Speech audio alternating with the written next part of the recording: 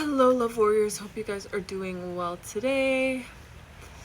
I'm going through a lot, but we're gonna we're gonna unravel that as I talk about our next breaking generational curses theme.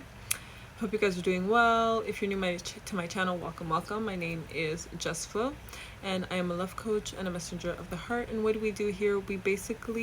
I teach my audience and my clients how to embody their desires by generating energy so that they can show up in their relationships with peace, love, and harmony. There's thunder going on. I don't know if you guys can hear that.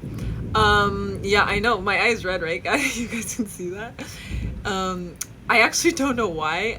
During my shower yesterday, my daughter was spraying water in my face, and she got some in my eye, but like, it shouldn't burst the vessel, but I guess it did.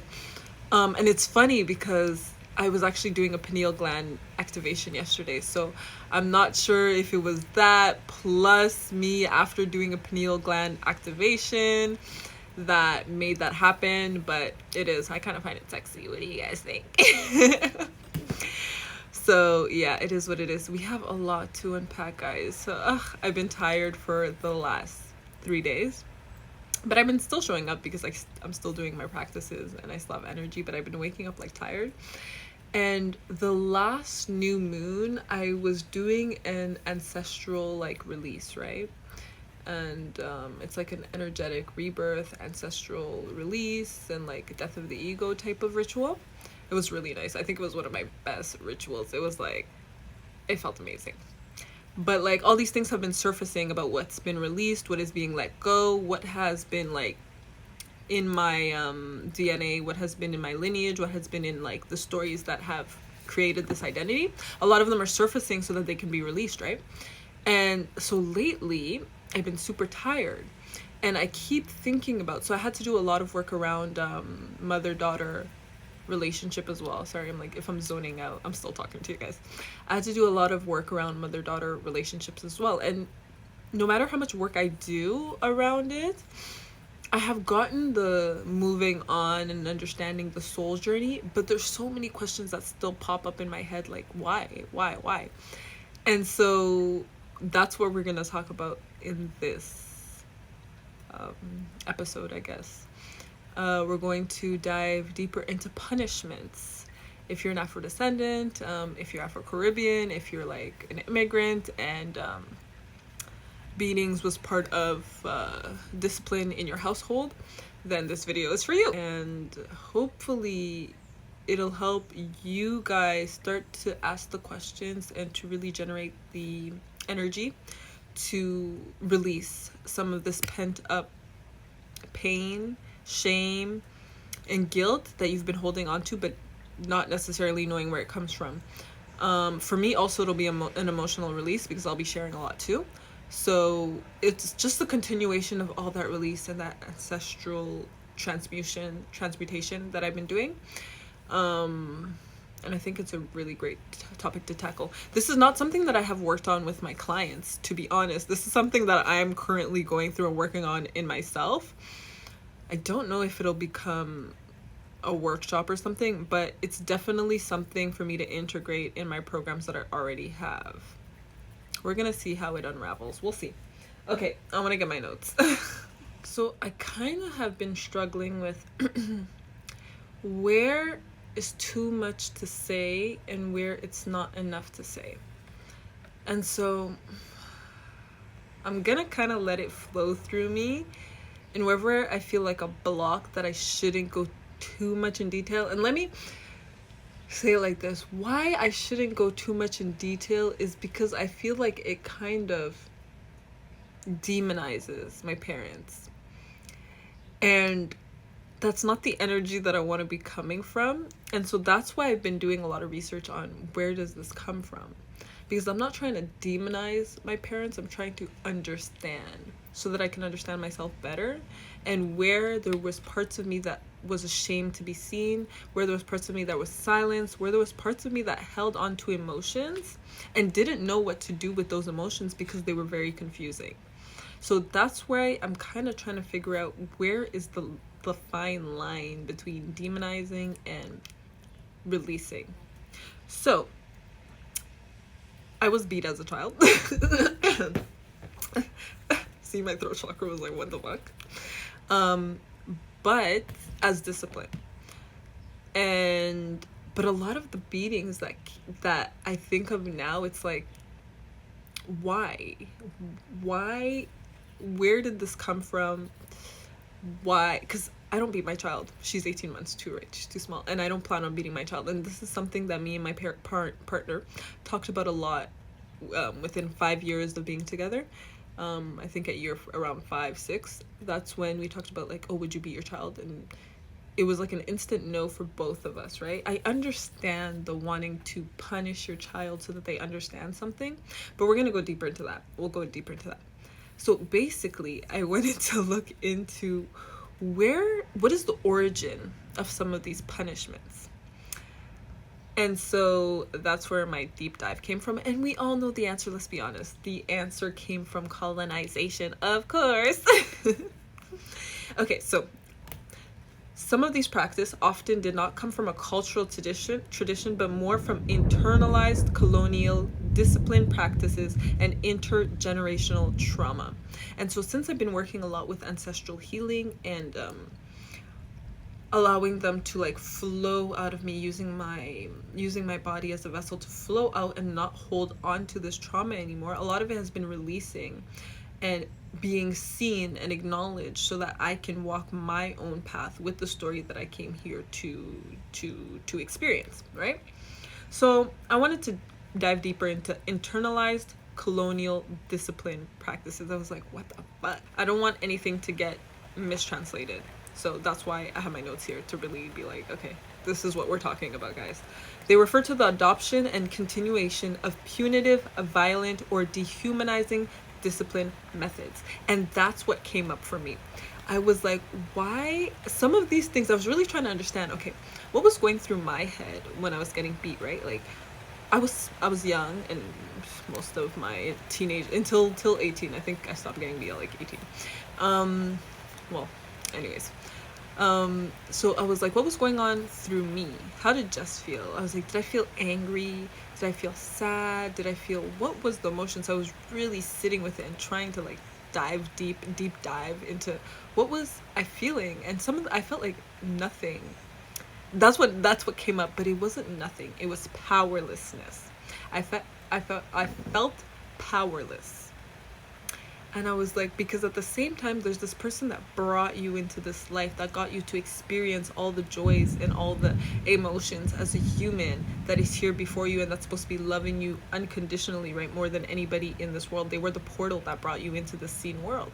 And at the same time, they're also the person that's dehumanizing you, that's dominating over you, that is trying to project all these emotions that are going on in themselves onto you through this beating. I don't want to call it abuse because it sounds like I was abused, and I don't know. I don't like that. So through this beating. So I said punitive, violent, or dehumanizing discipline methods that were introduced or normalized during colonization, long after the colonizers left. So these practices are not originally part of ancestral parenting and social systems, which is something that we innately know. I can sense that my ancestors traditionally, when they were in peace, when they were in love, when they were in an environment that was harmonizing, would not do these things because the love in them would be so strong that they wouldn't want to inflict harm on their children. Okay? So I'm like, I know innately that no, that's not how we all began. Okay, so these stem from European Christian moral codes. I want to emphasize that. Okay?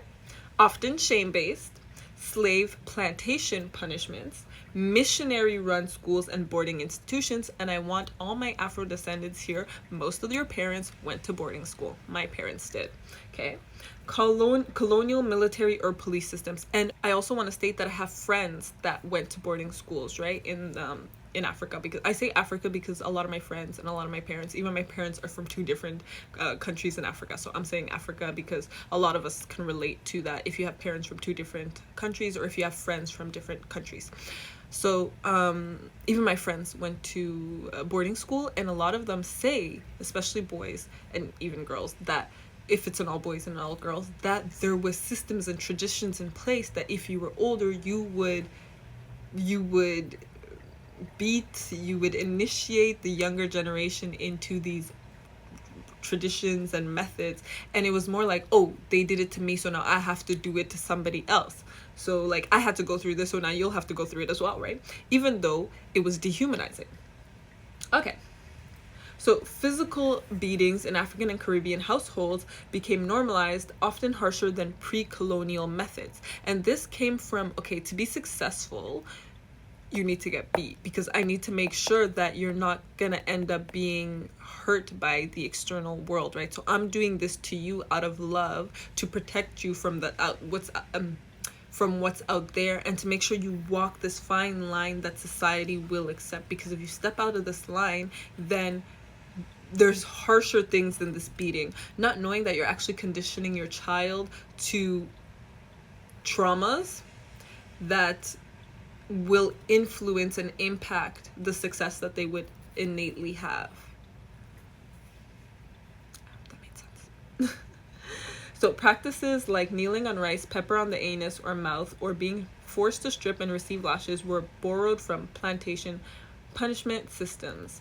Places like Canada, Australia, and the US, Indigenous and Black children were punished for speaking their language, showing emotion, or questioning authority, with methods that included food deprivation, beatings, and humiliation. How many of you question authority? Is it not normal to question authority? If like, why can't I go there? I remember, and this is something I want to bring up later, I remember I would ask so many questions. I'd be like, why? And now if you're on your spiritual journey, you understand that that discovery is really that questioning is part of the discovery of who you are, where you are, and what you came here to do. But as a child, you were silenced, and I was told, because why is a long tail? I heard that so many times. Because why is a long tail? Because they were silencing you. When people are repeatedly told that their own traditions are inferior or savage, are punished for showing softness, emotion, or autonomy, I have trouble crying. I hate crying. Well, not so much now. I hated crying, I should say. But now it's kind of like harder for me to cry. It's a challenge for me to cry. Only see authority as force, punishment, or fear. And I would always say, isn't mom giving dictator, and isn't dad giving passive bystander? Like, what is this? But that's what we were raised in, so it was kind of like, okay. And it's not only until when you're free that you start to question, and not even, you don't really start to question it. It's like, it is what it is. That's what it is. It's only, and it came up in certain things, right? So for me, it was more in the love aspect, and that's why I went in the direction of love. But that was because of my parents' breakup. It wasn't because of the discipline. It's only now that I'm doing this generational ancestral healing that this has come back. And that's why I'm like, oh, this video is really important. Okay, so the result of this cycle is abuse is confused with love. Discipline is confused with dominance, and trauma becomes tradition. Let's go over each one of these. Abuse is confused as love. For me, it's always been like, but is that real love? And when we go through the love questions that I have answered, we have a lot of love videos on my channel. If you guys haven't checked them out, then I invite you to check out the love videos. But we know when it's trauma bonding. We know when it's not real love. We know when it's a mask. We know when it's avoidance. We know what real love feels because real love feels peaceful. It feels soft. It feels like you can surrender. It feels like you can trust. But now, if the person that is supposed to be showing you and teaching you what real love is the person that is abusing you and dominating you and making you question everything that life is supposed to be, it's like what you know in your heart versus what you see with your eyes, right? Then are you going to trust what you don't see? No. You are not going to trust what you don't see. And I was like, why can't I surrender? Why do I want to control? Why do I want to control the outcome? Why do I want to make sure that things happen like this, right? And then I'm fighting it when it doesn't go as planned. Like, I'm bearing my heart to the world, and the world is like not bending to my will. Where does that come from? And it comes from that. It comes from that generational coding, that is in our DNA. You want things to happen the way you want them to happen, and society is telling you it has to happen this way, right? And that's what also happened to your parents, that it happens this way.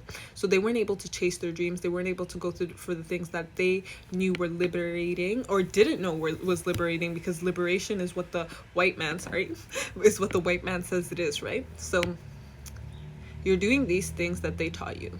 You're doing these things that where they brought you. You're doing all these things that were imposed on you. But is it really your story?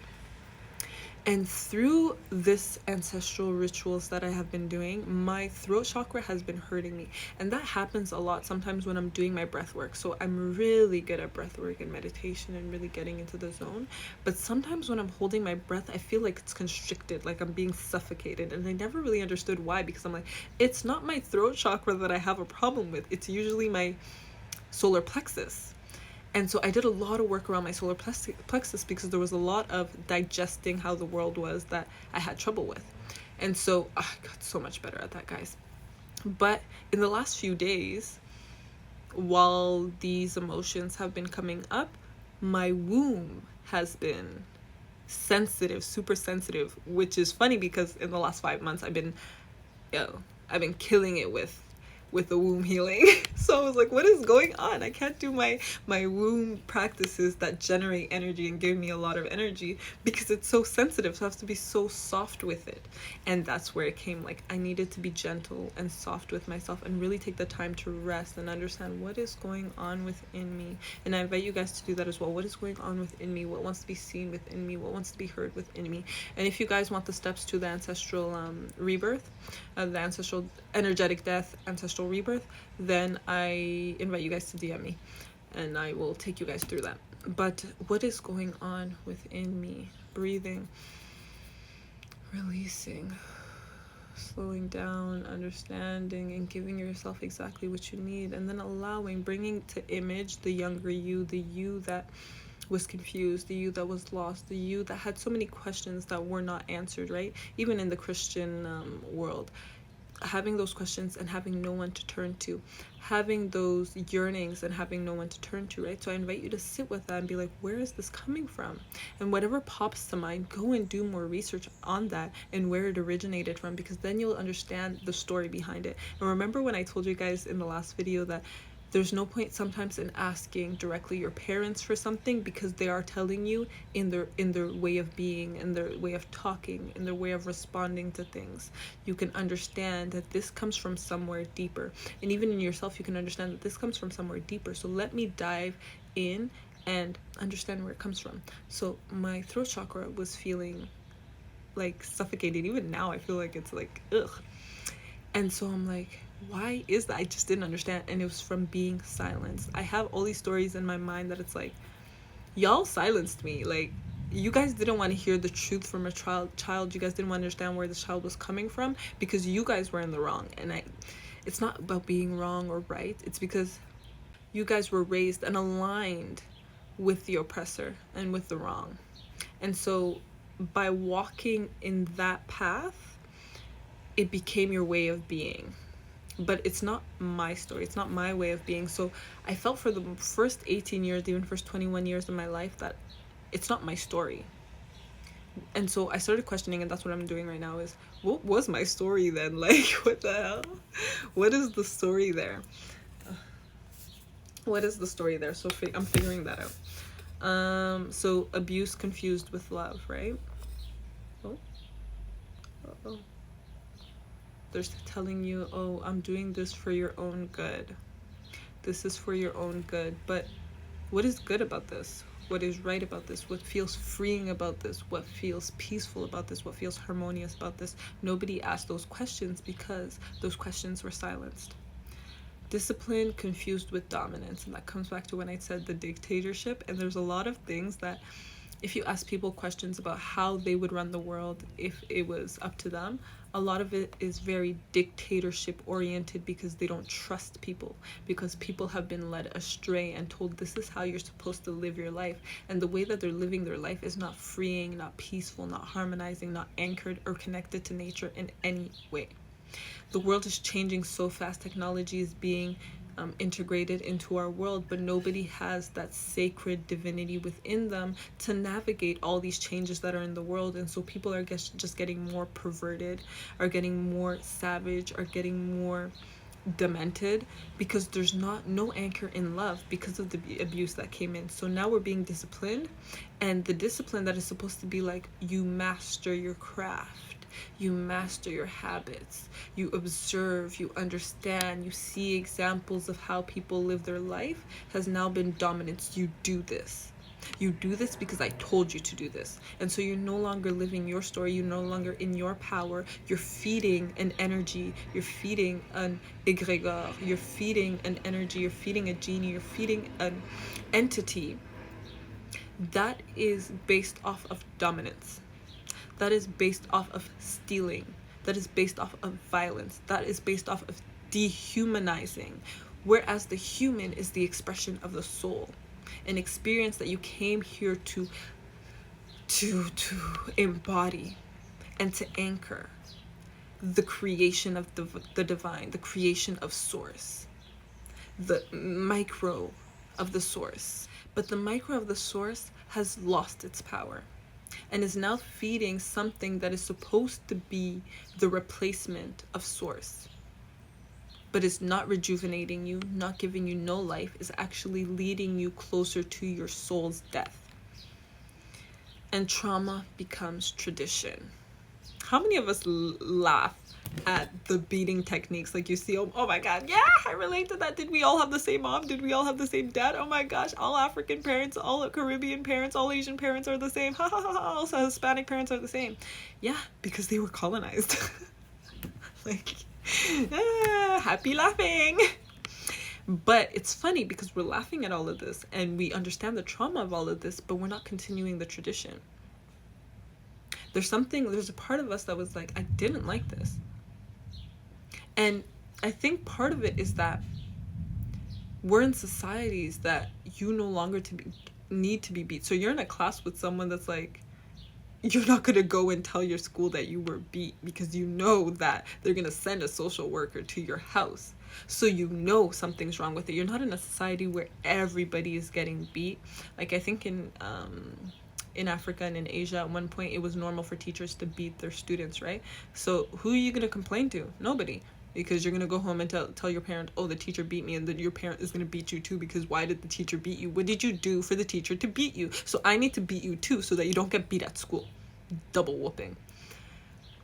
But now it's no longer like that. Now there's legal action that gets taken so that parents don't beat their children. And why is that? Because now your children are no longer your children. Actually, your children were never your children. The government owns your children. The colonizer owned your children. That's why you started beating your children in the first place. If you went back to who your children really were, you would know that reincarnation and ancestral souls came back, and they were here to learn, and they were also here to teach you. And so you would begin by understanding your child, their gifts, understanding yourself and your gifts, and how you can navigate and guide this child through this experience of life. And that would be going back to, what is a child? A child is someone that I birthed into this world, but that is also a soul that came here to accomplish a mission, that came here to anchor something from source, from creation. So your child for the last, like, let's say 1300 years has not been your child. Well, was never your child, but has not been under your guidance, but a guidance of something external, a guidance of another entity that is not source. So what did pre-colonial discipline look like? I'm telling you guys, my throat chakra is like hurting me as fuck, as if I'm about to get a sore throat. It's not comfortable. I'm laughing, but it's really not comfortable, guys. But it needs to be talked about. So what did pre-colonial discipline look like? In many African, Indigenous American, and Aboriginal cultures, discipline was community based, not isolated or shaming. Children were corrected through storytelling, rituals, and natural consequences. Elders modeled behavior rather than enforcing fear. Fear is a hell of a drug. And that's why I was working so much with my solar plexus, right, in my sacral chakra. But physical punishment existed but was rare. It was symbolic and not dehumanizing. You know, sometimes a good smack. It's like, don't touch that. No, but only understanding like why this was touched, right? Why it matters today, because reclaiming ancestral parenting styles rooted in dignity is very important, not domination. Breaking cycles of trauma in families and communities. We see how much the community is touched by these traumatic experiences. Reimagining love, which is what we're doing here with Love Warrior on Bursting with Energy, with all the videos that I have curated for you guys, and all the programs that you guys are coming into, and that we're really working how we show up in the world. So reimagining love, authority, and care in soul-aligned ways, because we're putting these children, because I still have my inner child, right? We are all of our ages, right? So we're putting all these children in authoritative roles, and they're going into these authoritative roles that were held by people that were abused and that are now abusing. And so they're like, okay, I was abused, so I now need to abuse the people that come in after me. And so it's twisted, like instead of like a beautiful flower blooming and opening up and like you know, it's creating this twisted system, this twisted programming that is anchored in, I own you, you work to pay for all the things that you need, that I have taken away from you because things were natural before, right? So I have capitalized on all this wealth because I own all of this, and you guys will work to have a piece of this, instead of I am at home. This planet is my home. This planet provides for me. And it's funny because, well, not funny, it's beautiful because Source, the creator, the divine, has sent all these messengers. The universe has implemented all these ways for us to really see the beauty within ourselves and the beauty in the world, regardless of all the things that have happened that were dehumanizing, that were violent, that were disgusting, that were just so sad, so crazy, very crazy. Anyways, we're finding our way to love is what I mean. We're finding our way to love, and we're finding our way to our truth. And it's a truth that has always been within us, and that's why it's been calling all this healing to come forth and to be seen, because it's like, I'm done with holding on to all this pain. I'm done with being silenced. I'm done with shame. I'm done with guilt. I'm done with feeling bad about the things that they had to go through and that they put me through, and that now I'm supposed to be the understanding person that forgives. Forgive and forget. No, I don't want to forget. I don't know if I want to forgive either. But I do know that I want to start walking in with my story, that I want to start experiencing my love, that I want to walk in truth, manifest in truth, share bliss, share abundance and peace. Yeah. Okay, let's keep going. So, actually, maybe I'll put a photo of this one up. So, colonial versus ancestral discipline approaches. So, the root philosophy was in colonial internalized discipline was break the will to control the behavior. Does that resonate with anybody? Break the will. Break your spirit to control your behavior. So it's not your behavior. I had to break you so that you would do what I want you to do. I had to break you to control and possess your movement, because I can't do anything without your power, without your energy. Versus the ancestral indigenous discipline, which was guide the spirit to align with community and nature. You see how refreshing? Like, I could just feel it. Guide the spirit to align with community and nature. Oh, baby girl is here. Mommy! Okay, so baby girl's gonna be in the background. Hopefully there's not too much noise. I'll fix that in the editing process. I have not been able to find my mic, guys. You guys haven't been seeing me with a mic, but I just haven't not been able to find it in like a month. Not okay. Let's continue. So the colonial approach of authority was hierarchy. Adults dominate children. And how many of us as children, we really felt that dominance, right? Whereas the ancestral indigenous discipline was eldership. Elders lead with wisdom and example. The discipline tools: physical punishments, shame, isolation, and yelling. This sounds very familiar to me. The ancestral discipline was storytelling, community correction, rituals, reflection. And how many of you guys as children, you loved story time, right? When your parents would read a book to you, or they would tell you a story that you guys made up. Community correction. I'm gonna look more into that because I'm not sure exactly how that looks. But community correction, rituals, I do know how rituals work. And reflection, I really know how reflection works too. So common methods of beatings or of punishment were beatings, belt, the stick, soap in mouth. This is the first time I'm hearing about the soap in mouth one. Pepper on anus, tongue, and harsh labor. The ancestral indigenous discipline, guys, I am telling you. I'm gonna go have a ginger tea after this. Help me. The ancestral indigenous discipline is listening circles. That sounds beautiful to me. We did this when I went on my first retreat. We did listening circles, and I also did it on my own retreat when I did my first retreat. We did listening circles. Naming ceremonies, which is actually funny. We have naming ceremonies till now. In Ghana, we do naming ceremonies. I had a naming ceremony, and my daughter also had a naming ceremony. Symbolic tasks. The emotional tone was fear, submission, humiliation. The ancestral one was respect, learning, and connection. The punishment purpose. So this one really sit with this one, guys. I invite you to really sit with what was the purpose of this, because this is something that I really questioned. Like, what was the point? What were you trying to do? What were you trying to solve? What were you trying to show? What were you trying to teach? So enforce obedience. And think of how many things in your life that are enforcing obedience. And by enforcing obedience, they're actually silencing your story. So you're not actually living in your full power. You're living in the being silenced by obedience. So enforce obedience. Avoid embarrassment to adult. This is something till this day. Oh, you're trying to embarrass me. Faut pas me faire la honte.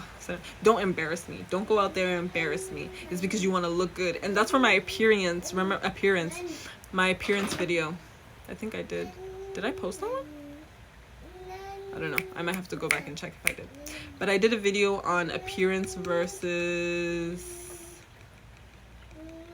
I think it was the parent-child one. I'll go back in the videos that I filmed.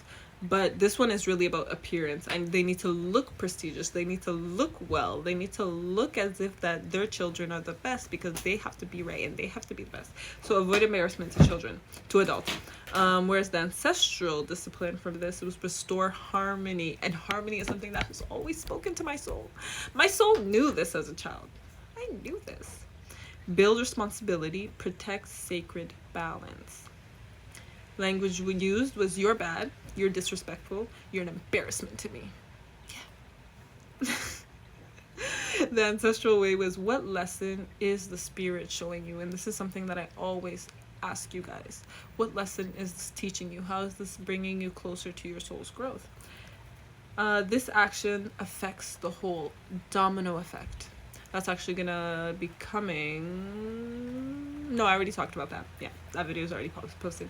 How a small gesture, a small change in you can have an effect on the whole. Role of community. So the community, this one y'all are gonna resonate with a lot. Often absent. Punishment is private or secret. Yeah. What happens in this house stays in this house, or else you're gonna be taken. They're gonna take you away from me, and then your life will be even worse. The ancestral one is involved in correction, healing, and learning process. It's a learning process. You're experiencing, you're exploring, you're understanding, and you're healing through that lesson. Relationship to the child. So this was either a parent as enforcer, child as subordinate. In the ancestral was adult as guide. Your parents are your guides in this realm. Child as soul in development. Oh, I love that. Hearing that is like healing to me. So view of the mistakes. It was a moral failure. Am I triggering you guys? I hope not. You are deserving of punishment. You are not deserving of punishment, guys. I would never say that to you. You deserve the best. You deserve all the love, all the balance, all the peace, all the abundance. You deserve everything that is good for your soul. And ancestral view is opportunity for reflection and realignment, redirection to your soul's growth. So, because a lot of these took root because they wanted, colonizers wanted to enforce a way of working, of way of labor, and a way of, this is how you are in my household, this is how I run my household, this is what you have to do for me, right? Everything was to take away your humanity, to take away your culture, to take away your traditions, to strip you of everything that made you until that day, and to become their object in their purpose, in their goal, right? So it took root because if you weren't being punished, if you weren't punishing your child back then, you were actually seen as spoiling. And how many times have we been told that we're spoiling our children? So enslaved people were forced to discipline their children harshly to prevent them from also being beaten or killed by overseers. But in doing that, they often beat their child worse than the overseers, right? But in a lot of cases, the master of the household, the colonizer, would also kill your child. So because of the trauma of seeing your child being killed in front of you by this crazy person, you took to beating your child so that they would be satisfied with that. Generations of children grew up in survival mode, and how many of us, our nervous system is just out of whack. And you know what? It's so crazy because you know how there's all this technology to now detect your nervous system, and they'll tell you, oh, your nervous system is out of whack, right? Not knowing that it's not from actually or some of it comes from your life experience, but a lot of it comes from your ancestors, because their nervous system was out of whack, and they were having children with their nervous system out of whack, and they were dying with their nervous system out of whack, and so that played a major role in coding your DNA. So seeing obedience and suppression as the only way to stay safe. Oh, that one hits. That one hits. Because we're in chaotic times, we're in turbulent times, we're in changing times, we're in times where there's an energetic shift, because so many souls are awakening, so many souls are understanding that what they want to experience is truth, freedom, and love, right? And so in this awakening, there's the old that's falling apart, breaking up, being destroyed. And so there's people that have aligned with these forces that are, so there's the physical death and there's the spiritual death. They're going through a lot. There's all these changes. And it's once you really find that balance in yourself that you're able to really ride the waves and understand that this is just change in the whole, it's normal change. It's a change in the whole, but that is created by the whole, to understand the whole, to experience the whole, to reconnect to the whole. You see my spiral? Yeah. And so a lot of us growing up in survival mode and realizing we're growing up in survival mode and now changing to go into parasympathetic relaxation mode is releasing so much pent-up trauma, is releasing so many of our ancestors that never got that chance, right? And so in releasing that, it's like the earth can breathe again, it can pump again, and can cleanse and detox again. And so we're also feeling a lot of these physical symptoms in ourselves, right? And a lot of these triggers in ourselves. And so just taking care of yourself and allowing yourself to really see, my throat chakra feels so much better, and allowing yourself to really release and feel and sit in it and surrender and not control. So decolonization movement, that's what this is. I think that's what I'm gonna call this title of this video. Decolonization movement. Are we in Mercury retrograde, guys? I am like tripping over my words. So, replacing beatings with conversation, with healthy conversation, with emotional conversation, with spiritual conversation, with freedom of speech. This is why I'm actually doing this also for myself and for you guys, right? Let's have this conversation. Let's talk about this. Let's go dive deep into this. And I have a free intro chat if you guys just want to talk and sit with it and be like, let's talk about what we had to go through. If you guys want to know more about the beatings I'm talking about. Yeah, let's be curious together, you know? Let's dive deep. I like that.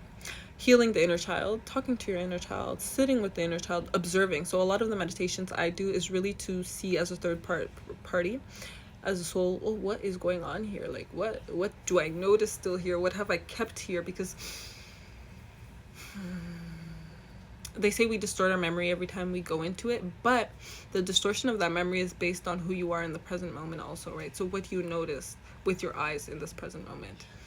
And then being able to tackle that and still heal that inner child. I know for a lot of you guys, the gentle parenting is not working on your children, but I think it's because you need to do that gentle parenting with yourself first. So healing that inner child, and then once you learn, like, okay, what worked for me in my inner child at that age, and being the example of that in your parenting for your children.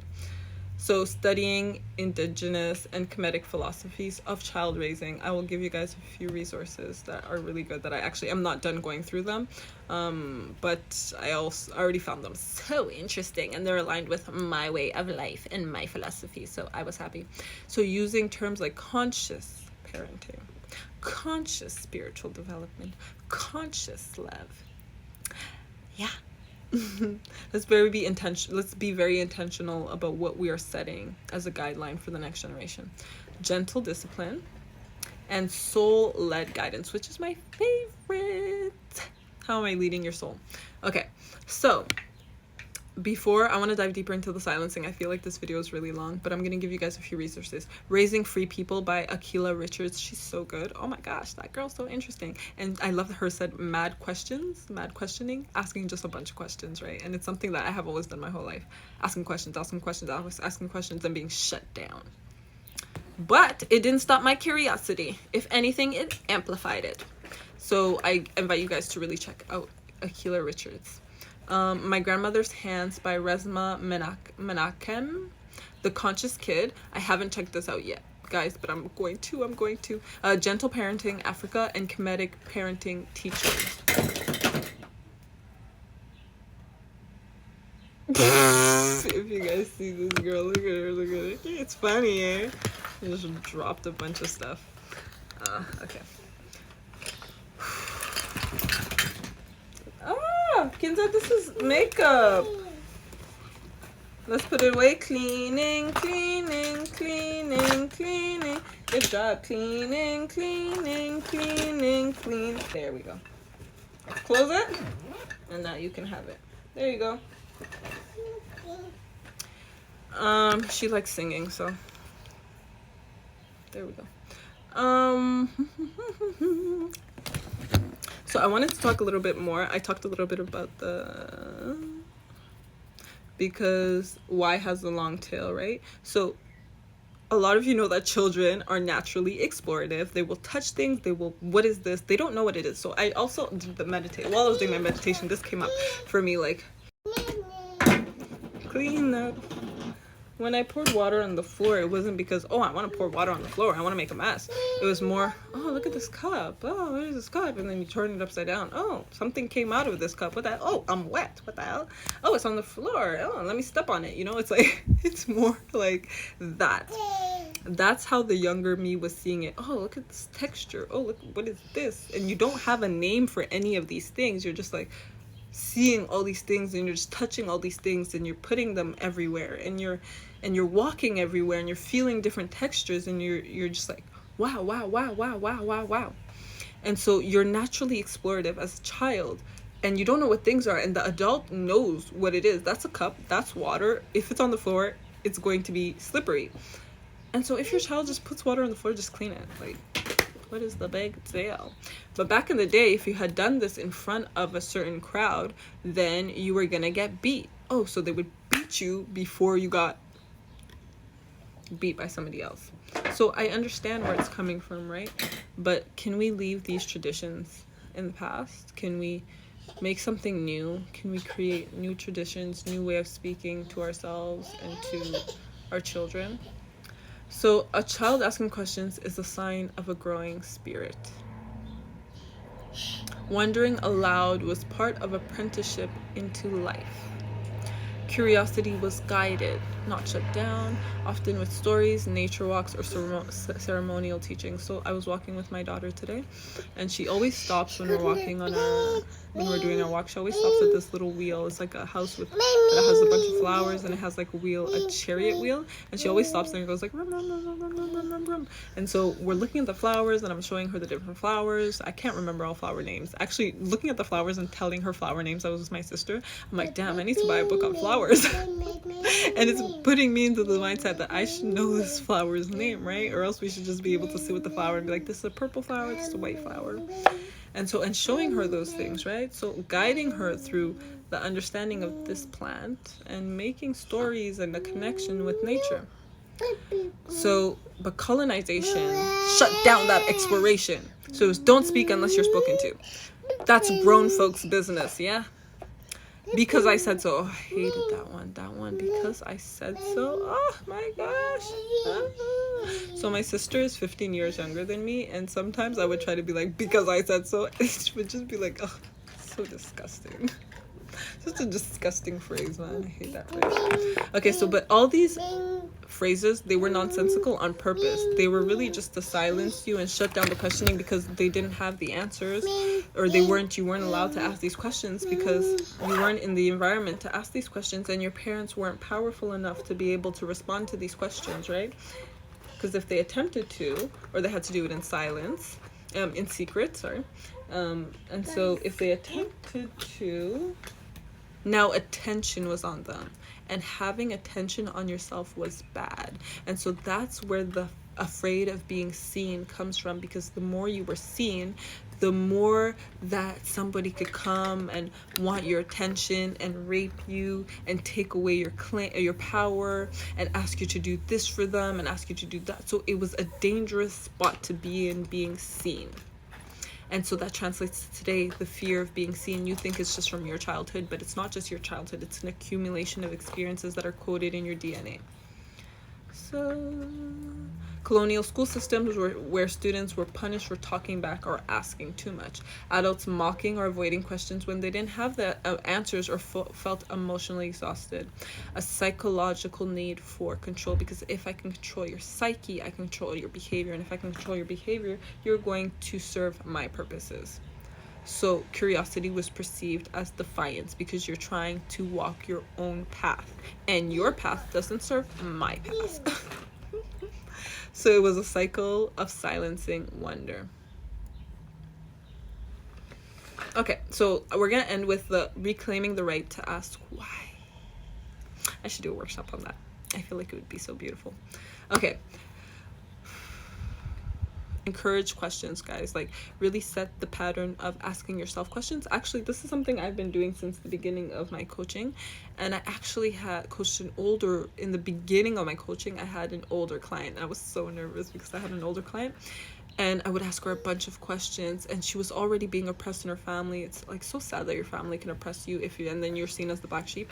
But her inner voice was silenced, and I didn't know. I thought everybody had their inner voice, but she couldn't even hear her inner voice anymore. So I was encouraging her to ask herself questions, and to allow, even if she didn't hear anything, to allow the sensation and the energy of these questions to be responded within her being, right? And not all of these questions have to have answers. You just need to really put them in your system and sit with them and reflect with them and be patient with them. Replacing because I said so with let's wonder about this together, you and me. So just wondering and being curious about who you are and where these things came from. I really implore curiosity. And then last one, telling your children that questions are sacred. Questions lead to expansion lead to really experiencing all these new things and all these miracles that the universe has for you. Like, there's no set way to be blessed, there's no set way to receive an answer, there's no set way to understand yourself and dive deep into your own peace, your own love, your own freedom. You can find freedom in the most secluded of places, and we have stories of slaves that had found freedom. We have stories of prisoners that have found freedom. We have stories of people that were in the darkest of times, and I talked about this. We have stories of people that have gone through hell, literal hell, and have found a piece of their sanctuary, a sacred space where they could be completely themselves, and holding on to that. And holding on to that means that you get to expand that, and you get to share that with your children, and they get to expand on that, and which means creating families, creating communities, creating nations, creating an earth that is anchored in exploring and understanding the self, and where the self comes from, and where the self is going, and who the self is. No, what, mommy? Huh? Don't you like the freedom of saying no? Oh, it fell, yeah. So, I feel so much better. Is there anything else that I want to talk about when it comes to these punishments? Yeah.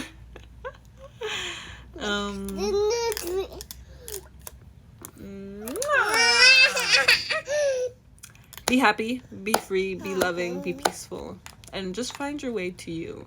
Really sit with yourself, meditate, or work with me. I am doing a great job of navigating these challenges, guys, if I do say so myself, and empowering my clients to also navigate these. I'm pretty good at that. So if you guys want to work with me, my link is in the bio. If you guys have questions, put them in the comment section, or else you guys can get some tips and tricks on my TikTok or in any of the videos. So I will see you guys in the next video. Bye, guys.